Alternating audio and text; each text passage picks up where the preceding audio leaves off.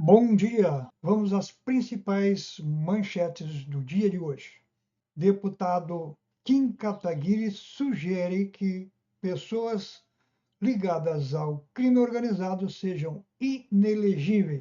Lula e Trump poderão se encontrar ainda este ano, segundo o presidente da Apex Brasil.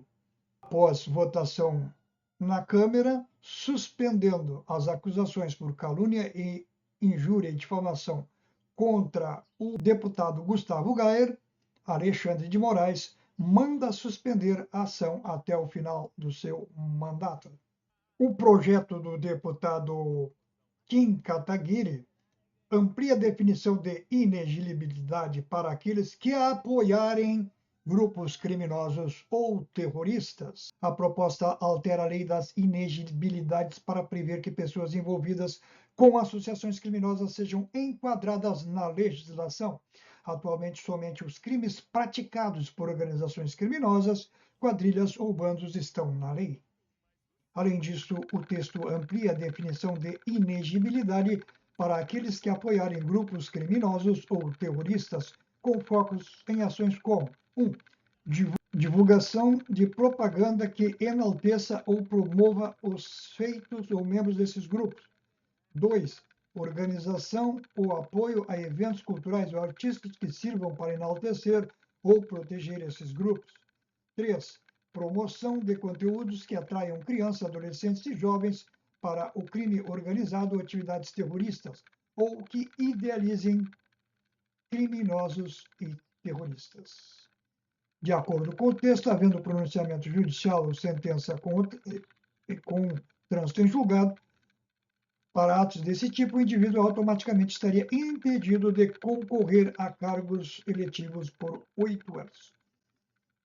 Aí tem mais um problema, né, que entra quando ele coloca aí a questão do terrorismo, teria que se fazer a definição do que é terrorismo e o que é crime organizado. Terrorismo é atos com fins políticos, atividades criminais ligadas a lucro, dinheiro, comércio ilegal. Né? Breve descrição aí do que significa essas duas coisas. O ministro Alexandre de Moraes determinou a aplicação imediata da resolução número 30 de 2025 da Câmara dos Deputados, onde declara a suspensão desta ação penal 2652, Distrito Federal, em relação ao deputado federal ao Gustavo Gayer Machado de Araújo, em relação aos crimes praticados após a diplomação, quais sejam calúnia, artigo 138, difamação, artigo 139, e injúria, artigo 140, todos do Código Penal, combinados com o artigo 141, inciso 2 e 3, parágrafo 2º do Código Penal, até o término do seu mandato. Declaro ainda a suspensão da prescrição em relação aos crimes de calúnia do artigo 138, difamação do artigo 139 e injúria do artigo 140, todos do Código Penal, combinados com os referidos artigos já citados. A partir do dia 15 de 10 de 2025 até o término do mandato de Gustavo Gayer de Araújo e de Ciência, Procuradoria-Geral da República, publique-se Brasília, 28 de outubro de 2025, aponta Moraes em sua decisão. Então, isso significa que o deputado Gayer, até o final do seu mandato, está com essas ações em suspenso. Serão retomadas após o término do seu mandato. Lula e Trump poderão se encontrar ainda este ano, segundo o presidente da Apex. Vamos ouvir. Bom dia para o senhor. Bom dia, e nada melhor do que começar falando de café, né? Exato, eu adoro. Tanto café de todo dia, que agora, antes era um hábito muito brasileiro, de alguns outros poucos países, é o hábito do mundo inteiro. Né? Os Estados Unidos, inclusive, é o maior consumidor de café do mundo. E mesmo não tendo nenhum pé de café, e a Ásia também, que acabei de chegar da Ásia, está crescendo muito o consumo de café na China, por exemplo. No Japão já é uma tradição o café. E eu estou aqui na Amazônia e nós estamos tendo um encontro Exporta Mais, porque nós estamos trazendo a Semana Internacional do Café, que acontece tradicionalmente em Belo Horizonte, em Minas, e também no Espírito Santo, né, em Minas Gerais, e no Espírito Santo. para o Acre. É a primeira vez, porque tem um café novo. Assim, não é que ele seja tão novo, mas é que está entrando no mercado fortemente, são os robustas amazônicos. Porque nós temos assim, o café arábica, os canéforas com conilon e o robustas amazônicos, que é um café agora muito cobiçado, porque eu acho que ele traz um pouco, leva um pouco o sabor da biodiversidade da Amazônia. E aí a Rondônia é um grande produtor e o Acre também, agora mais recentemente. Esse encontro vai trazer aqui 9 países compradores de café. Nossa, que ótimo. Presidente, eu sou uma amante do café, então não posso negar o meu interesse. Traga aí umas sacas de café para a gente experimentar por aqui no Sudeste.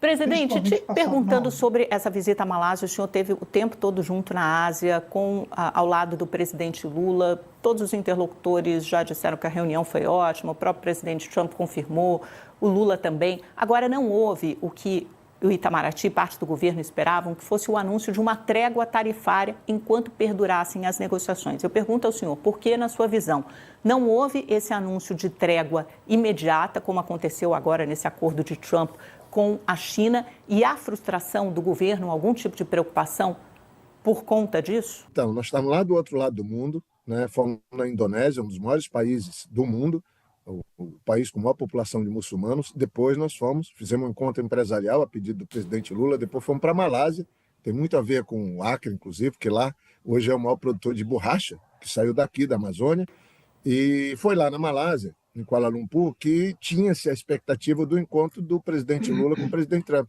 Então, de fato, o presidente Lula e o próprio Itamaraty tinham a expectativa de ter um primeiro encontro para abrir as conversas, a relação. E isso foi um sucesso, é bom que se diga. A maneira como o presidente Trump tratou a reunião, o presidente Lula, onde cada um falou o que quis, num propósito de tirar os bodes da sala, vamos chamar assim, tirar qualquer contencioso e começar um processo de negociação. E eu diria até que foi rápido demais. Eu fui a primeira pessoa a encontrar o presidente Lula, porque quando ele saiu da reunião com o presidente Trump, ele foi fazer a abertura do encontro empresarial que eu, como presidente da PEX, fui fazer, organizamos, né, junto com o Itamaraty, e ele, do meu lado, falou, olha, foi extraordinário o encontro, temos boas perspectivas. É claro que aí o Brasil imediatamente botou um pleito. Se é para negociar, então que se suspenda esse tarifaço que não tem justificativa técnica, não tem justificativa comercial, que atendeu talvez os interesses daqueles que trabalharam contra o Brasil, que foram lá vender um Brasil que não é o nosso, porque o Brasil tem déficit com os Estados Unidos e tem uma relação muito boa de 200 anos. O presidente Lula deixou claro que ele é pragmático, que do ponto de vista comercial ele quer ter ótima relação com o Trump, com os Estados Unidos, e como fez com outros governos republicanos. Eu acho que agora as negociações já estão acontecendo com o Ministério da Indústria, Comércio e Serviços, o Itamaraty estão mais na linha de frente, conversando com a contraparte dos Estados Unidos. E eu tenho uma expectativa muito boa, porque eu falo sempre, para concluir, o maior parceiro comercial do Brasil é a China. Foram 150 bilhões de dólares de fluxo de comércio no ano passado. E o melhor são os Estados Unidos, porque só foram 85 bilhões de dólares, mas é uma relação muito boa, porque vendemos muitos produtos com valor agregado para os Estados Unidos. E são essas as principais notícias de maior importância até o presente momento, mas nós podemos voltar a qualquer momento com novas notícias, novas informações, novas atualizações. Gostou? Curte, comenta, compartilha.